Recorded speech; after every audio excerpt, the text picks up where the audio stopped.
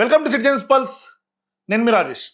ప్రస్తుతం తెలంగాణ వ్యాప్తంగా 2.5 సంవత్సరాలు రేవంత్ రెడ్డి గారి కాంగ్రెస్ పార్టీ పాలన ముగిసిన తర్వాత ఇవాళ పెద్ద ఎత్తున తీవ్రమైనటువంటి విమర్శలు ఈ ఉన్నటువంటి ప్రభుత్వం రేవంత్ రెడ్డి గారు ముఖ్యంగా ఎదుర్కొంటున్నారు. మరోవైపు ఈ యొక్క రైతులకు సంబంధించి కూడా ఇవాళ భారీగా రైతు భరోసా 9,000 కోట్లు వేసే దిశగా ప్రభుత్వం కార్యాచరణతో ముందుకెళ్తున్నటువంటి తరుణంలో కాంగ్రెస్ పార్టీ నల్గొండ సభ మీద కూడా కొంత పెద్ద ఎత్తున తెలంగాణ రాష్ట్ర వ్యాప్తంగా కూడా చర్చనీయాంశంగా మారుతోంది. స్టేజ్ మీద కొట్లాట్లు గొడవలు పడటం, మరోవైపు కోమటిరెడ్డి రాజగోపాల్ రెడ్డి లాంటి వాళ్ళు ఆ యొక్క సభకు వెళ్ళకపోవటం, అంటే ఇదంతా కూడా కేవలం ప్రచారం కోసం చేసినప్పుడు కూడా కొంత ఫ్లాప్ షో అని ఒక అంశం తెర మీదకి వస్తా ఉంది. సో ఈ తరుణంలో రేవంత్ రెడ్డి గారు మాట్లాడినటువంటి భాష మీద కూడా కొంత సొంత పార్టీ నాయకులు, కాంగ్రెస్ పార్టీ నాయకులే ఇవాళ తీవ్రంగా అభ్యంతరం వ్యక్తం చేస్తున్నటువంటి నేపథ్యం ఉంది. మరోవైపు ఇప్పుడు వస్తున్నటువంటి వ్యతిరేకత అంతా కేవలం రేవంత్ రెడ్డి గారి మీద వస్తున్నటువంటి వ్యతిరేకత మాత్రమే అంటున్నారు కాంగ్రెస్ పార్టీ నాయకులు, సీనియర్ నాయకులు, ఓబీసీ నేషనల్ కోఆర్డినేటర్, అట్లాగే జాతీయ స్థాయిలో కూడా కొంత మొత్తం అన్ని రాష్ట్రాలు ఓబీసీకి సంబంధించినటువంటి తిరిగినటువంటి నాయకుడు, మరోవైపు స్టేట్ జనరల్ సెక్రటరీగా ఉన్నటువంటి కత్తి వెంకటస్వామి గారు ఆయన సంచలన వ్యాఖ్యలు చేశారు. సో ప్రస్తుతం కత్తి వెంకటస్వామి గారు మనతో పాటు జాయిన్ అవుతున్నారు, మాట్లాడదాం. వెంకటస్వామి గారు నమస్తే. నమస్కారం. నమస్కారం సార్. ఏంటి సార్ నల్గొండ సభ, అట్లాగే వరుసగా జరుగుతున్నటువంటి సభ, ఈ 100 రోజులకు సంబంధించినటువంటి యాక్షన్ ప్లాన్ లో కాంగ్రెస్ పార్టీ ముందుకెళ్తా ఉంది. ఏంటి కాంగ్రెస్ పార్టీ మీద వ్యతిరేకత కాదు, రేవంత్ రెడ్డి గారి మీద వ్యతిరేకత అని మీరు అంటున్నారు. ఏంటి అసలు నిజంగా ఈ వ్యతిరేకత గల కారణాలు ఏమని మీరు పోస్ట్ మార్టం చేస్తున్నారు? ముందుగా మీకు నమస్కారం, మీ వీక్షకులకు కూడా నమస్కారం. రేవంత్ రెడ్డి గారి జనరల్ గానే కొంచెం ప్రోయాక్టివ్, ఇప్పటిదాకా వచ్చినటువంటి మనకు ముఖ్యమంత్రులను చూస్తే ప్రోయాక్టివ్ ముఖ్యమంత్రి, కొద్దిగా డైనమిక్ గా ఉంటాడు. దాంతో ఒకటి భాష విషయానికి వచ్చినట్టయితే కొన్ని అభ్యంతరాలు ఉన్నాయి. దానికి కూడా గతంలో కూడా కేసీఆర్ గారు మాట్లాడిన భాషను అనేక సార్లు నేను స్వయంగా ఆయన భాష సరిగా లేదు, అది ఆ డిగ్నిటీని దెబ్బతీస్తుంది, తెలంగాణ ప్రజల మొత్తానికి నాయకత్వం వహిస్తున్నటువంటి ఒక నాయకుడు, ఉద్యమ నాయకుడు ఇలా మాట్లాడడానికి లేదు అని గతంలో కూడా అనేక సార్లు మనం చెప్పినాం. అది ఇవాళ ఉన్నటువంటి ముఖ్యమంత్రి గారికి కూడా వర్తిస్తుంది. ఇప్పుడు అన్పార్లమెంటరీ అంటే సమాజంలో ఉన్న తర్వాత సమాజంలో కాంగ్రెస్ పార్టీకి సంబంధించి మీరు ఒక చిన్న ఎగ్జాంపుల్ చెప్తాను. ఎవరు మన మణిశంకర్ అయ్యార్ గారు మోడీ గారి మీద కొద్దిగా అనుచిత వ్యాఖ్యలు చేసినప్పుడు అప్పుడు ప్రెసిడెంట్ గా, పార్టీ ప్రెసిడెంట్ గా ఇప్పుడున్న ఎల్ఓపి లీడర్ మా నేత రాహుల్ గాంధీ గారు ప్రెసిడెంట్ గా ఉన్నారు. వారికి షోకాజ్ నోటీస్ ఇచ్చారు, వారిని ఎక్స్ప్లెనేషన్ అడిగినారు, వారిని పార్టీలో కొంతకాలం పక్కన పెట్టినారు. ఎందుకనంటే ఒక ప్రధానమంత్రి మీద అనుచిత వ్యాఖ్యలు చేయాల్సింది కాదు, అది మన పార్టీ సంస్కృతి కాదు అనేటువంటిది ఆ రోజు మణిశంకర్ అయ్యార్ లాంటి రాజీవ్ గాంధీ తోటి పనిచేసిన, అంటే వాళ్ళ ఫాదర్ ఏజ్ ఉన్నటువంటి ఆయనను కూడా పార్టీలో చర్య తీసుకోవడం జరిగింది. అట్లాగే ఇప్పుడు అది నాకైనా లేకపోతే రేవంత్ రెడ్డి గారికైనా, ఇక్కడ ఉన్నటువంటి పెద్దలు జానారెడ్డి గారి లాంటి వాళ్ళకైనా, లేకపోతే మధు యాష్కి లాంటి వాళ్ళకైనా, ఎవరైనా పెద్ద నాయకులు చాలా మంది ఉన్నారు ఇక్కడ. సో ఈ పెద్ద నాయకుల విషయానికి వచ్చినప్పుడు కూడా పార్టీ పరంగా కొన్ని నియమాలు ఉంటాయి, కొంత భాషలో కొంత కంట్రోల్ అవసరం. దట్టు ముఖ్యమంత్రిగా ఉన్నవారు కొంత సంయమనం పాటిస్తే మంచిది అనేది అందరి అభిప్రాయం, సామాన్య జన యొక్క అభిప్రాయము, కాంగ్రెస్ కార్యకర్తల అభిప్రాయం, మీలాంటి జర్నలిస్టులు, మేధావులు అందరి యొక్క అభిప్రాయం. కొంత సమయం పాటించాలి. ఆ సమయం పాటించలో అక్కడక్కడ చాలా సార్లు ఈ మధ్య కాలంలో బాగానే సమయం పాటించి టిఆర్ఎస్ వాళ్ళు ఇంత రెచ్చగొట్టిన, టిఆర్ఎస్ వాళ్ళు కూడా తక్కువేం లేరు. ఒక ముఖ్యమంత్రిని పట్టుకొని ఎట్లా మాట్లాడుతున్నారు అనేది వాళ్ళ విజ్ఞతగా ఆలోచించాలి. ఇప్పుడు కేసీఆర్ మాట్లాడకపోవచ్చు కానీ కేటీఆర్ మాట్లాడే తీరంతా కూడా హిట్లర్ ఇన్స్పిరేషన్ అని తీసుకున్నప్పటి నుంచి కూడా పెద్ద ఎత్తున వివాదం. గతంలో రేవంత్ రెడ్డి గారు తొండాలిడుస్తా అని అంటే ఆయనతోటే కదా మొత్తం ఇగ్నేట్ అయ్యి ఇవాళ పెద్ద ఎత్తున చర్చనీయాంశంగా మారుతోంది. హిట్లర్ అనేటువంటి పదాన్ని కేవలం హిట్లర్ తో పోల్చుకోవడం కాకుండా ఒక కన్ఫర్మ్డ్, ఒక ఏమంటారు దాన్ని, ఒక దాన్ని పట్టు విడదకుండా ఉండాలనే దాంట్లో ఆయన స్పిరిట్ లో తీసుకున్నాడు, ఆయన ఆ స్పిరిట్ లో తీసుకున్నాడు. ఓకే, అది హిట్లర్ అనే పదం అనేటువంటిది ఇలా ఒక బూత్ పదంగా తయారై కూర్చున్నది. వాస్తవంగా ఆ పదాన్ని ఉపయోగించదు. నేను ఏమంటున్నా అక్కడక్కడ క్రాస్ అవుతున్నా. ఇప్పుడు ఆ సమయానికి ఉపయోగించేటువంటి పదజాలంలో చిన్న పొరపాటు జరిగినా కూడా దాన్ని ఎదుటి వాళ్ళు మీడియా అందరూ కూడా దాన్ని ఎన్కరేజ్ చేస్తారు. కాబట్టి ఇప్పుడు ప్రధానమైన పదవుల్లో ఉన్న వాళ్ళు అది పిసిసి ప్రెసిడెంట్ కావచ్చు, లేకపోతే ముఖ్యమంత్రి గారు, వీళ్ళిద్దరు కూడా మాకు 2 కళ్ళ లాంటి వాళ్ళు ఈ పార్టీకి, ఈ రాష్ట్రంలో. సో వాళ్ళిద్దరు కూడా పార్టీని కాపాడడంలో, పార్టీ మీద వచ్చే విమర్శను ఎదుర్కోవడంలో, పార్టీ యొక్క సిద్ధాంతాన్ని ముందుకు తీసుకుపోవడంలో వాళ్ళిద్దరూ మాకు దిక్సూచి లాంటి వాళ్ళు. కాబట్టి వాళ్ళు కొంచెం సమయం పాటించి వాళ్ళు అది చేయాలి. దాంట్లో మహేష్ గౌడ్ గారి గురించి మనకేం ఇబ్బంది లేదు.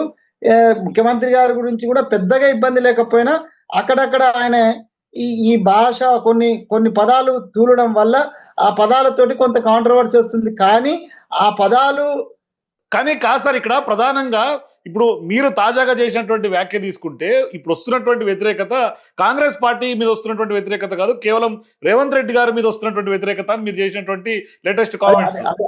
దానికి నేను కట్టుబడి ఉన్నాను. ఇవాళ విమర్శ అంతా కూడా కాంగ్రెస్ పార్టీ మీద చేస్తలేరు. మీరు గమ్మత్తుగా మీరు ఒకసారి ఈ కాంగ్రెస్ అంటే బిఆర్ఎస్ నుంచి మాట్లాడే వాళ్ళు, బీజేపీ నుంచి మాట్లాడే వాళ్ళ భాషలో మీరు ఒక పదాన్ని వినాలి. నేను చాలా మందిని విన్నా, రేవంత్ రెడ్డి కాంగ్రెస్ ను బొందబెట్టడానికి ఈ భాష ఉపయోగిస్తున్నాడని అంటున్నారు. కాంగ్రెస్ లో ఉండే బొందబెడతాడని, మా మీద లేని సింపతి. అంటే కాంగ్రెస్ పార్టీని వాళ్ళు ఏమనలేకపోతున్నారు, కానీ రేవంత్ రెడ్డి గారిని అడ్డం పెట్టుకొని కాంగ్రెస్ విమర్శించేటువంటి ప్రయత్నం చేస్తున్నారు. ఆ అడ్డం పెట్టుకోవడానికి ఆయన కొన్ని అవకాశాలు కల్పిస్తున్నాడు. ఆ కల్పించడం వల్లనే మేము వారి మీద వ్యక్తిగత వ్యతిరేకత అంటున్నాం. లేకపోతే వారి కూడా వ్యతిరేకత పార్టీ పరంగా వ్యక్తిగత వ్యతిరేకత అది ఎటొచ్చి మళ్ళీ కాంగ్రెస్ పార్టీకి చుట్టుకునే అవకాశం లేదా? ఖచ్చితంగా కాంగ్రెస్ పార్టీ లీడ్ లో ఉంది, కాంగ్రెస్ పార్టీ ఏం చేయలేకపోతుంది రేవంత్ రెడ్డి గారిని. అందుకని ఆ వస్తున్నటువంటి ఆయనకు వచ్చినటువంటి వ్యతిరేకత మీ మీద డైరెక్ట్ ఇంపోజ్ అయ్యే అవకాశం లేదా? కాంగ్రెస్ పార్టీ ఎవరిని ఎప్పుడు ఏడ కంట్రోల్ చేయాలనో అలా చేస్తుంది. కాంగ్రెస్ పార్టీ అధిష్టానము అన్ని చూస్తూనే ఉన్నది. కాంగ్రెస్ పార్టీలో వ్యక్తిగతమైనటువంటి నిర్ణయాలకు కొద్ది కాలం ఏమన్నా నడుస్తుంది కావచ్చు, కానీ లాంగ్ రన్ లో వ్యక్తిగత నిర్ణయాలను అంత ఈజీగా అధిష్టానం సమర్థించదు. దాన్ని సరిచేసే ప్రయత్నం చేస్తుంది. ఆ సరిచేస్తే కూడా వాళ్ళు వినని పరిస్థితిలో పక్కకు పోవాల్సి వస్తుంది. ఇవాళ చూడండి, జీవన్ రెడ్డి గారిని ఎంతో సమయంతో మేము కాపాడడానికి ప్రయత్నం చేసినాం. నేను స్వయంగా వెళ్ళి చెప్పాను, అన్నా నీకు అధిష్టానంలో గుర్తిస్తుంది, మీకు కొద్దిగా తొందర పడకండి అని చెప్పినాం. ఆయన కొన్ని నిర్ణయం తీసుకొని పక్కకు వెళ్ళిపోయినాడు. సో అధిష్టానం యొక్క నిర్ణయాన్ని కాదని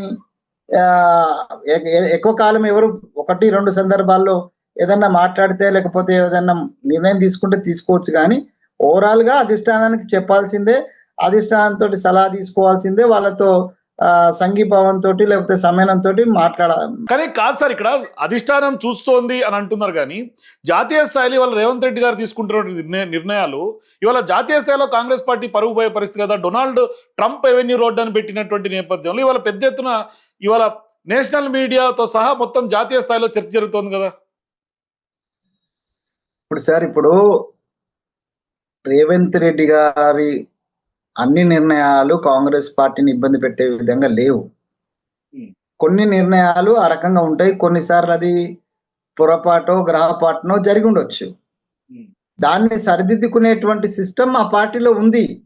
ఎంత పెద్ద వాళ్ళైనా సరే పార్టీ యొక్క నిర్ణయానికి కట్టుబడి ఉండాల్సిందే. అది ముఖ్యమంత్రులు కాదు సార్, నిర్ణయాలన్నీ పార్టీకి బుమరంగ్ అవుతున్నాయి కదా.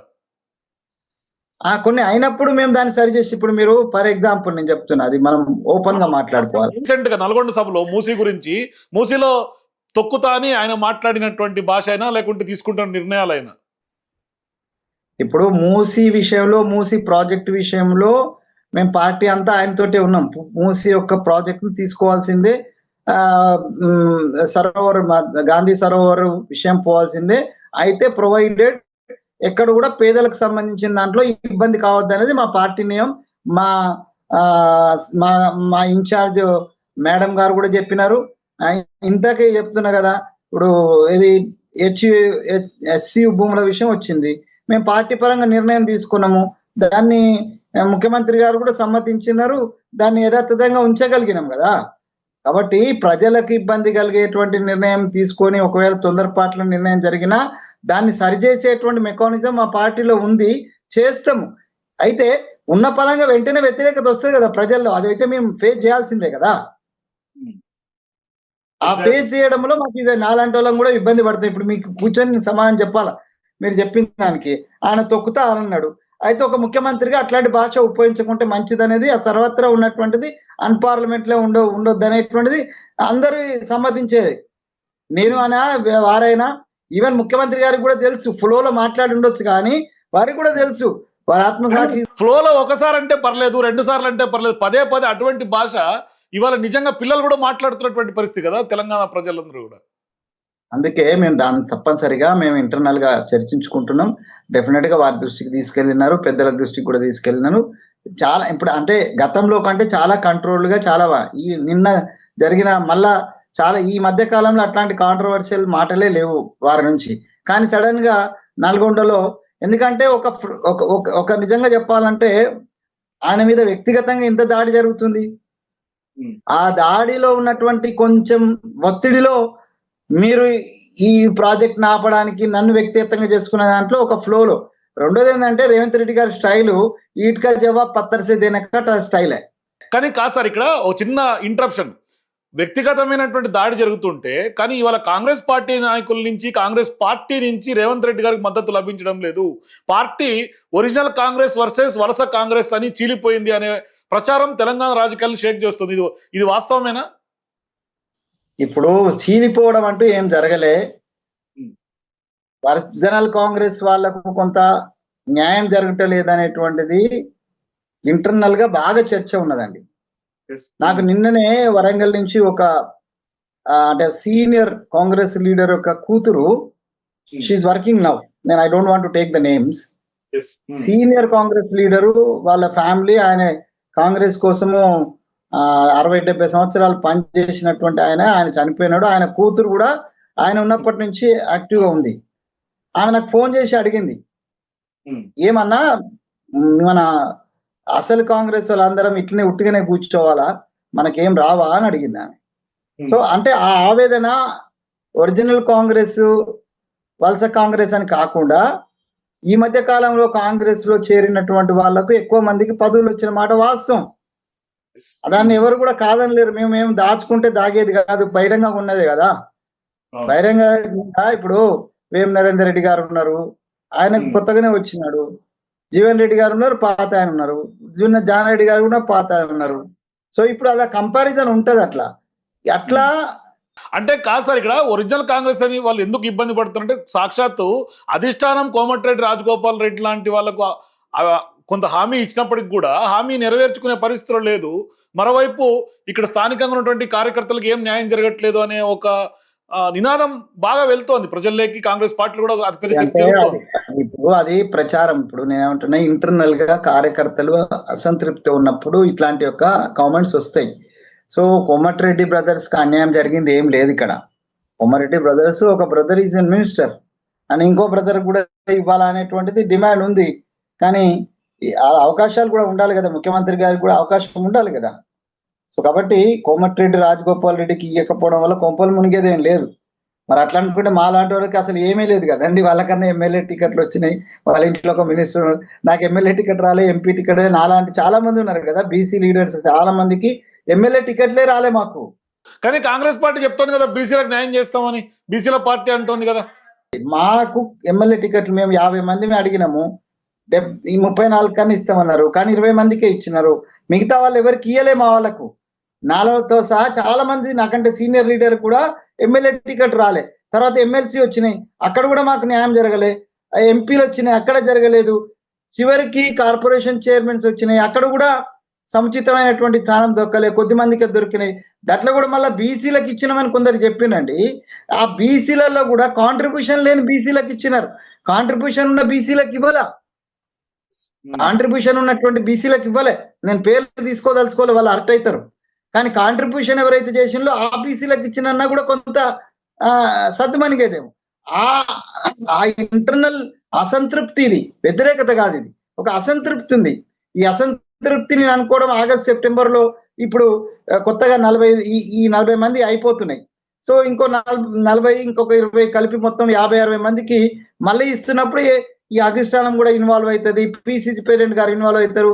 మాలాంటి వాళ్ళ అప్పీల్ కూడా కన్సిడర్ చేస్తారు. మీలాంటి వాళ్ళు తీసుకొచ్చేటువంటి అంశాలను కూడా తీసుకొని డెఫినెట్ గా ఒక సమయం చేస్తారు. ఎందుకంటే 2 ఏళ్ళు ఎలక్షన్ ఉన్నది. ఎలక్షన్ పోయే ముందు ఇట్లాంటి గొడవలు పార్టీలో ఉండాలని ఎవరు కోరుకోరు. ముఖ్యమంత్రి గారు కోరుకోరు, ఎవరు కోరుకోరు. కాబట్టి ఆ సంజోత లేకపోతే ఆ సమయం ఆ కోఆర్డినేషన్ జరుగుతుందని నేను ఆశిస్తున్నానండి. కానీ బీసీలకైతే అన్యాయం జరిగిందా మీ పార్టీలో? నేను మొదటి నుంచి చెప్తున్నా అండి. ఇప్పుడు మేము ఒక ఎగ్జాంపుల్ చెప్తా సార్. నేను ఎగ్జాంపుల్ అంటే జరిగిన ఇన్సిడెంట్ చెప్తాను. మేము 110 మందికి సంబంధించినటువంటి బీసీ లీడర్ల పేర్లు ఇచ్చినాం మాణిక్రావు తాకిరే గారికి. దాంట్లో 54 సీట్లకు మేము సీట్లు అడిగినాం. దీంట్లో అందరం కూడా ఇక్కడ రేవంత్ రెడ్డి గారిని అప్పుడు పిసిసి అధ్యక్షులను వారికి అప్పీల్ చేసినాము. ఇప్పుడున్న మహేష్ కుమార్ గారికి కూడా అప్పీల్ చేసినాం. ఇలా కాదు, ఖర్గే గారి దగ్గరికి వెళ్ళాలి, లేకపోతే రాహుల్ దగ్గరికి వెళ్ళాలని మేము ఒక మెసేజ్ పెడితే 70 మంది ఎవరిని ఆర్గనైజ్ చేయలే. ఆ 70 మందిలో హనుమంతరావు నుంచి మొదలుకొని కత్తి వెంకట స్వామి దాకా ఉన్నారు. ఈ హనుమంతరావు కన్నా పెద్ద లీడర్ లేరు కదా ఇక్కడ మాకు. ఏ రకంగా చూసినా కూడా, అది మొత్తం పార్టీ పరంగా చూసినా లేకపోతే బీసీల పరంగా చూసినా, Hanumantharao is the eldest leader for us. Hanumantharao గారి దగ్గర నుంచి మనకి అతి చిన్నమైన కార్యకర్తగా నేను అనుకుంటున్నాను. నేను కత్తి వెంకట స్వామి అనే నేను కూడా వెళ్ళిన 70 మంది. వివక్ష ఎక్కడంటే మేము 70 మంది వెళ్ళి వారం రోజులు కూర్చుంటే మాకు ఇంటర్వ్యూ దొరకలే, మాకు అపాయింట్మెంట్ దొరకలే. నా రాహుల్ గాంధీ గారు దొరకలే. చివరికి కేసీ వేణుగోపాల్తో మాట్లాడినారు. మా ఖర్గే గారి నుంచి కూడా మాకు దొరకలే. అదే సమయంలో మేము అక్కడ ఉన్న సమయంలోనే రేణుకా చౌదరి గారు 10 మందితో వచ్చినారు, వారికి ఇంటర్వ్యూ దొరికింది. మైనంపల్లి హనుమంతరావు గారు వచ్చిండ్రు, వారికి ఇంటర్వ్యూ దొరికింది. కానీ వారం రోజులు కూర్చున్నటువంటి బీసీ డెలిగేషన్ కు మాత్రం అపాయింట్మెంట్ దొరకలే. చివరికి మధుయాషి గారిని పిలిపించి, నేను మధుయాషి గారిని పిలిపించి ఖర్గే గారు మాట్లాడి సంజాయించి పంపిలో. ఆ తర్వాత కేసీ గారు పంపి, కేసీ గారు కూడా మమ్మల్ని దబాయించిండ్రు. ఈ టైంలో ఇక్కడ వద్దు, అందరు పోయి అక్కడ పని చేయాలన్నారు. కామ్ గా వచ్చినాం, తల ఉంచుకొని వచ్చినాం, పార్టీ కోసం డే అండ్ నైట్ పని చేసినాం, అధికారానికి తీసుకొచ్చినాం. మేము ఇక్కడ అప్పుడు ఈ 70 మందిలో 50 మంది తిరుగుబాటు చేస్తే మాకు అధికారం రాదు. కానీ మేము ఎవరం కూడా తిరుగుబాటు చేయలేదు, ఒక్కలం కూడా తిరుగుబాటు చేయలేదు. కానీ కాదు సార్, మీరు తిరుగుబాటు చేయలేదు, కనీసం తిరుగుబాటు చేయలేదు. కాంగ్రెస్ పార్టీ మిమ్మల్ని గుర్తించారు కదా. గుర్తించాలనే అంటున్నామండి. కొద్ది మందికి అవకాశాలు వచ్చినాయి, ఎమ్మెల్యేలకు వచ్చినాయి, కానీ అది సరిపోదు. అధికారంకి వచ్చిన తర్వాత ఏదైతే గుర్తింపు రావాలనో బీసీలలో నుంచి ఉన్నటువంటి వాళ్ళకు, అది హనుమంతరావు నుంచి మొదలుకొని కత్తి వెంకట స్వామి దాకా ఎవరికైతే గుర్తింపు రావాలనో ఆ గుర్తింపు రాలేదనేటువంటి వ్యధ మాలో ఉంది, బాధ మాలో ఉంది. అంత మాత్రమే మేము పార్టీకి వ్యతిరేకంగా లేము. కాదు, మీరు పార్టీ వ్యతిరేకంగా లేరు. కానీ జరుగుతున్నటువంటి పరిణామాలు చూస్తుంటే రేవంత్ రెడ్డి గారు పార్టీ లైన్ క్రాస్ అవుతున్నట్టుగా కనిపిస్తోంది. పార్టీలో ఇంటర్నల్ గా అసంతృప్తి పెరుగుతున్నట్టు కనిపిస్తుంది రోజు రోజుకు. అధిష్టానం వైపు నుంచి దాన్ని చక్కదిద్దే పరిస్థితులు కనిపించట్లా. డెఫినెట్ గా చక్కదిద్దుతారు. నాలాంటి వాడికి అధిష్టానం తోటి సన్నిహిత సంబంధాలు ఉన్నాయి. మా మహేష్ గౌడ్ గారికి కూడా సంబంధాలు ఉన్నాయి, ముఖ్యమంత్రి గారికి కూడా సంబంధాలు ఉన్నాయి. మేము మా ఆవేదనను నాతో పాటు చాలా అనేక మంది. కానీ కాదు సార్, ఇక్కడ మహేష్ కుమార్ గౌడ్ గారు పేరు తీశారు కాబట్టి చిన్న క్వశ్చన్ అడుగుతాను. మహేష్ కుమార్ గౌడ్ గారికి రేవంత్ రెడ్డి గారికి మధ్యలో క్లాషెస్ ఉన్నాయి అనేది ఈ మధ్యకాలంలో బాగా వచ్చినటువంటి ప్రచారం. సొంత కాంగ్రెస్ పార్టీకి సంబంధించినటువంటి ఛానల్లోనే కొన్ని కథనాలు నడిచినాయి. దాని వెనకాల అతిపెద్ద చర్చలు, భాగవతాలు, ల్యాండ్ సెటిల్మెంట్ అనే ప్రచారం జరిగింది. ఇందులో వాస్తవం ఎంత? మీలాంటి ఇంటర్నల్ గా తెలిసినటువంటి వ్యక్తులు ఏం చెప్తారు మీరు?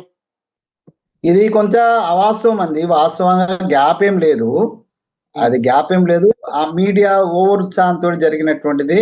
మాకు సంబంధించిన మీడియా అన్నారు, దానికి రేవంత్ రెడ్డి గారి ప్రోద్బలం ఉంది అనేటువంటి ప్రచారం కూడా జరిగింది. ఎందుకంటే ఆ మీడియా ఎంకరేజ్మెంట్ అంతా కూడా అంతకుముందు ఎస్టాబ్లిష్మెంట్ లో రేవంత్ రెడ్డి గారి యోగదానం ఉంది కాబట్టి అట్లా వచ్చింది. కానీ వాస్తవంగా ఆ మీడియా వాళ్ళు చేసినటువంటి అత్యుత్సాహంతో జరిగినటువంటి ఒక చిన్న గ్యాప్ తప్పితే ముఖ్యమంత్రి గారికి అండ్ పిసిసి అధ్యక్షులు గ్యాప్ ఉన్నదనేటువంటి మాత్రం వాస్తవం కాదు, అది అవాస్తవము. అది దాన్ని వేరే వాళ్ళు కూడా అడ్వాంటేజ్ తీసుకుంటారు. బట్ ఇంటర్నల్ గా మాకు తెలుసు ఏ విధమైనటువంటి గ్యాప్ లేదు. ఏదైనా ఇప్పుడు మా పార్టీలో ఉన్న స్వేచ్ఛ ఏందనంటే మేము ఎక్స్ప్రెస్ చేయగలుగుతామండి, బహిరంగంగా చేయగలుగుతాము, ఇంటర్నల్ వేదిక మీద కూడా చేయగలుగుతాం. ఇప్పుడు నేను ఇంకొక ఎగ్జాంపుల్ చెప్తా. మేము మా స్టేట్ ఎగ్జిక్యూటివ్ జరుగుతున్న సమయంలో మా ఉప ముఖ్యమంత్రి మా మా బట్టన్న గారు ఇక్కడ అంటే అలొకేషన్ ఆఫ్ ఫండ్స్ గురించి ఆయన చెప్తున్నప్పుడు మధ్యలో నేను ఇంటరప్ట్ చేసి నేను అడిగిన, అన్న మీరు చెప్పేదేదో ఫీజు రియంబర్స్మెంట్ ఎంత ఇచ్చిరో కూడా చెప్పండి అని అడిగిన నేను. ఆ ఫీజు రియంబర్స్మెంట్ గొడవ జరుగుతుంది ఒక పక్కన, బయట కాలేజీల వాళ్ళు గొడవ చేస్తున్నారు. ఆ టైంలో నేను ఇంటర్నల్ వేదిక మీద అడిగిన, నేను చెప్తా వెంకట స్వామి చెప్తాను, నేను దానికి కూడా వస్తున్నా అని చెప్పినారు. ఇంత సూద్భ వాతావరణం వేరే పార్టీలలో ఉంటుందా అండి? కానీ కాదు సార్, ఇక్కడ మీ కాంగ్రెస్ పార్టీ నాయకులు కార్యకర్తల అసంతృప్తి, రైతులు అసంతృప్తి, మహిళలు అసంతృప్తి, నిరుద్యోగులు ఏదైతే రైతులు ఎందుకు అసంతృప్తి, మహిళలు ఎందుకు అసంతృప్తి? మహిళలకు మంచి మంచి అవకాశాలు చెప్తున్నారు 2,500 రూపాయలు ఫ్రీ బస్ ఒకటే నడుస్తుంది సార్. ఇప్పుడు మహిళలకు అవకాశం లేనే సార్, మహిళలంతా మా పట్లనే ఆశీర్వాదంతో ఉన్నారు. వాళ్ళకి సంబంధించి వాళ్ళకు నిరుద్యోగులు సార్, నిరుద్యోగులు పోరాటాలు చేసి కాంగ్రెస్ పార్టీని గెలిపిస్తే వాళ్ళకి అవకాశాలు ఎక్కడ ఇవ్వాలా, నోటిఫికేషన్లు ఎక్కడ అని ప్రతిరోజు రోడ్డు ఎక్కుతున్నారు కదా. రైతులకు ఈ రోజే ఇప్పుడు సార్ రోడ్ ఎక్కే వాళ్ళందరూ కూడా సామాన్య ప్రజలు అనుకోకూడదు. ఒక పార్టీలు ఇక్కడ బలమైనటువంటి పార్టీ అంటే బలంగా బీఆర్ఎస్ ఉన్నది, కొంత గొప్ప బీజేపీ కూడా ఉన్నది. వాళ్ళ క్యాడర్ వచ్చి లొల్లి చేస్తే, వాళ్ళ మహిళా విభాగం వచ్చి లొల్లి చేస్తే, వాళ్ళ యూత్ విభాగం వచ్చి నేను అట్లంటే నిరుద్యోగులు ఉద్యోగులు నోటిఫికేషన్లు రాక ఇవాళ రోడ్లకి దిల్సుఖ్ నగర్ లో పోలీసు ఉద్యోగాల కోసము లేదంటే ఇతరత్ర గ్రూప్స్ నోటిఫికేషన్ల కోసం ప్రతిరోజు వివాదాలే కదా. నోటిఫికేషన్లు రావట్లేదని ఒక చర్చ జరుగుతోంది కదా, డిమాండ్స్ వినిపిస్తున్నాయి, రాహుల్ గాంధీ గారు పట్టించుకోవట్లేదని. నేను నోటిఫికేషన్ విషయంలో కొంత జాప్యం జరిగిన మాట వాస్తవం, అన్ని ప్రిపేర్ అవుతున్నాయి. నాక మొన్న డిఓస్ కూడా ఒక నోటిఫికేషన్ వచ్చింది, కొంచెం తక్కువ నెంబర్ ఆఫ్ అంటే హై లెవెల్ ఉద్యోగాల నోటిఫికేషన్స్ జారీ అవుతున్నాయి. జాప్యం జరిగింది, దానికి మేము చింతిస్తున్నాం. ఎవరు కూడా నిరుద్యోగులు నిరుత్సాహపడాల్సిన అక్కర్లేదు, టోటల్ ప్రిపేర్ చేస్తున్నారు. ఆ ప్రిపరేషన్ ఆగస్టు సెప్టెంబర్ కల్లా ఎక్కువ నోటిఫికేషన్స్ వచ్చే అవకాశం ఉన్నది, వాళ్ళు కూడా ఓపిక పట్టాలా. ఇప్పుడు రైతులకు సంబంధించి మీరంటే ఇవాళనే రైతు భరోసాకు సంబంధించినటువంటి నిధులు విడుదల చేసినారు సార్. అది కూడా విడతల వారికి కదా, దానికి సంబంధించి ఇంకా రైతుల గురించి కూడా కొన్ని కోట్ల బకాయిలు ఉన్నాయంటున్నారు ఇవాళ. సార్ కోట్ల బకాయిలు నేను చెప్తున్నా సార్, ఈ బడ్జెట్ వచ్చిన రోజే నేను ఒక మాట చెప్పిన, మా మాటలు కూడా ప్రభుత్వం వింటుంది, ముఖ్యమంత్రి గారు వింటున్నారు. నేను మీడియా పరంగా మీకు చెప్పినప్పుడు నేను చెప్పిన ఏమని, 6,000 కోట్లు ఉంటాయి ఈ రిటైర్ అయిన ఉద్యోగులు, తర్వాత మన పెన్షనర్స్ వీళ్ళకి సంబంధించి దాదాపు 6,000 కోట్ల రూపాయలు ఉంటాయి. అవి 26,000 కోట్లు మనం కేటాయించినాము. ఈ 26,000 కోట్లలో 6,000 కోట్లు ఎట్ ఏ టైం ఇచ్చేయండి, మొత్తం బకాయిలు తీర్చేయండి అన్నాం. 6,000 ఇవ్వకపోయినా ఈసారి 2 దఫాలుగా 2,000 4,000 కోట్లు ఇచ్చినారు. ఇంకా 2,000 కోట్లు ఇచ్చినట్టయితే ఉంటే అది కూడా ఒక 1 month లో ఇచ్చేస్తే అది కూడా సమసిపోతుంది. అంటే పూర్తిగా మా మాట చెవున పెట్టిందని కూడా నేను అంటలే, చెవునేం పెట్టలే. కాకపోతే మేము ఒకసారి ఇవ్వమన్నాము, వారు విడతల వారుగా 2 విడతలు ఇచ్చి 3వ విడత ఇస్తారు. అట్లాగే రైతులకు సంబంధించింది కూడా మేమే కాదు, ఎమ్మెల్యేలు కూడా అప్పీల్ చేస్తున్నారు రైతు భరోసా ఇవ్వాలనేటువంటిది. దాంట్లో ఇలా 2 ఎకరాల వరకు ఇవ్వాలి ఇచ్చినారు, ఇంకా ఫర్దర్ గా ఏం నిర్ణయం చేస్తారో చేసి ఇస్తారు. సో కొంత ఆర్థికమైనటువంటి ప్రతిబంధకం అయితే ఉంది కదా సార్. లాస్ట్ గవర్నమెంట్ చేసినటువంటి అప్పులు చేసినటువంటి ఇది ఆర్థిక విధ్వంసం కారణంగా మేము కోలుకోలేనటువంటి స్థితి నుంచి ఈ ప్రభుత్వంలో కూడా విధ్వంసాలు అవుతున్నాయి లేండి. చాలా వరకు ఆర్థికంగా ఇబ్బందులు పడుతోంది, విధ్వంసం అవుతోంది. ఆర్థికంగా ఇబ్బందులు పడుతున్న మాట వాస్తవం. విధ్వంసం అని అంటే ఎట్లా, మేమేం దుబారా చేసింది అయితే ఏం లేదు ఇప్పటిదాకా. లేదు, చిన్న ఎగ్జాంపుల్ చెప్తా, మచ్చుకు ఒక ఎగ్జాంపుల్ చెప్తా. మధిరకు సంబంధించినటువంటి డిప్యూటీ సీఎం భట్టి గారు రీసెంట్ గా రైతులకు సంబంధించినటువంటి ఈ రోజు జరిగే సభ కోసం ఏర్పాట్ల పరిశీలన కోసం కూడా హెలికాప్టర్ వాడిండు. అది హెలికాప్టర్ కూడా కొత్తది, ఎయిర్ బస్. అప్పులు ఉన్నటువంటి రాష్ట్రంలో కొత్త హెలికాప్టర్ కొనుగోలు, మంత్రుల దుబారా ఖర్చులు ఇవన్నీ కనిపిస్తా ఉన్నాయి కదా. ఓకే, అవన్నీ కూడా సరిదిద్దుకోవాల్సిందే, తప్పనిసరిగా సరిదిద్దుకోవాల్సిందే. మీ సజెషన్ మేము పాజిటివ్ గా తీసుకుంటాం, డెఫినెట్ గా సరిదిద్దుకోవాలి. ఎందుకంటే ఆర్థిక ఇబ్బందులు ఆల్రెడీ ఉన్నప్పుడు బై రోడ్ వే పోవచ్చు, హెలికాప్టర్ వాడాల్సిన అవసరం లేదు, రోడ్ వే పోవచ్చు, చేయొచ్చు. సరే, దాన్ని డెఫినెట్ గా మేము పాజిటివ్ గా తీసుకుంటాం, డెఫినెట్ గా వాళ్ళ దృష్టికి తీసుకొస్తాం. మేము కూడా దాన్ని పబ్లిక్ మనీని దుబారా చేసేటువంటి స్థితి కాదు ఇది. ఇప్పుడు ఇప్పుడు ఎక్కువ వాడుకోవడానికి లేదు. ఎందుకంటే ఆల్రెడీ ఈ అంటే ముఖ్యమంత్రి గారు కూడా చెప్పిండ్రు, కొద్దిగా ఆర్థికంగా మనం చాలా కంట్రోల్డ్ గా ఉండాలనే విషయం ఈ 4-5 రోజుల క్రితం ఆయన కూడా చెప్పినాడు కదా. సో ఈ మా కార్యకర్తలుగా చెప్పిండు ఆయన, ఈ ఫ్లెక్సీలు అవి ఇవి దీని మీద దుబారా చేయకండి అని కార్యకర్తలకు లీడర్లకు కూడా చెప్పినాడు. కాబట్టి చూద్దాం సార్ ఏం జరగబోతుందో చూద్దాం. ఎందుకంటే మీరేమో పెద్ద ఎత్తున వ్యతిరేకత వస్తుంది అంటున్నారు. మరి ఏం జరగబోతుంది భవిష్యత్తులో, అధిష్టానం ఎటువంటి అడుగులు వేస్తుంది, మరి రేవంత్ రెడ్డి గారు ఏం చేస్తారా, దూకుడుకి బ్రేకులు వేస్తారా, ఒరిజినల్ కాంగ్రెస్ లో మరింత అన్ని అసంతృప్తి చెక్ పెరుగుతుందా? చేసుకుంటే వచ్చే ఎలక్షన్ కల్లా మేము పూర్తి సంసిద్ధతతోటి ఎలక్షన్ కోసం మేము పూర్తిగా మళ్ళీ అధికారంకి వచ్చే ప్రయత్నం సంపూర్ణంగా చేస్తాం. వచ్చేతని విశ్వాసం కూడా ఉంది, వచ్చే అవకాశం లేదు, ఉంది. తెలంగాణ ప్రజలు సమాధానం చెప్తారు, కాలం సమాధానం చెప్తుంది. చూద్దాం ఏం జరుగుతుంది, భవిష్యత్ రాజకీయాలు ఎట్లా వెళ్తాయి ఏంటంటే. Try our level best. మేము మా Yes. ప్రయత్నం చేస్తాం. అల్టిమేట్ న్యాయ నిర్ణేతలు ప్రజలే కదా. ఎస్ చూద్దాం సార్. తెలంగాణలో హైదరాబాద్ జిహెచ్ఎంసీ ఎన్నికలు కూడా రాబోతున్నాయి. ఈ లోపే బీజేపీ ఏమో టార్గెట్ తెలంగాణ అంటోంది. ఇవన్నీ ఉన్నాయి ఈక్వేషన్స్ పొలిటికల్ గా. ఏం జరుగుతుందో చూద్దాం. థ్యాంక్ యూ కత్తి వెంకటస్వామి గారు. గెలుస్తున్నాం సార్, జిహెచ్ఎంసీ మేము గెలుస్తున్నాం. చూద్దాం. అంటే ఆ జిహెచ్ఎంసీ కూడా 3 విభాగాలుగా చేశారు కదా ఆ గెలుపు కోసం. చూద్దాం ఆ పార్టీలు ఏంటి, ప్రయత్నాలు ఏంటో కూడా చూద్దాం. థ్యాంక్ యూ సో మచ్ కత్తి వెంకటస్వామి గారు, మీరు మాతో పాటు చేరినందుకు. సో ఇది రేవంత్ గారి పైన వ్యతిరేకత వస్తుందని కత్తి వెంకటస్వామి గారు చేస్తున్నటువంటి వ్యాఖ్యల్ని మీరు సమర్థిస్తారా? అట్లాగే మీ యొక్క అభిప్రాయాలు కూడా కింద నాకు కామెంట్స్ చెప్పండి. For more videos please watch citizens pulse.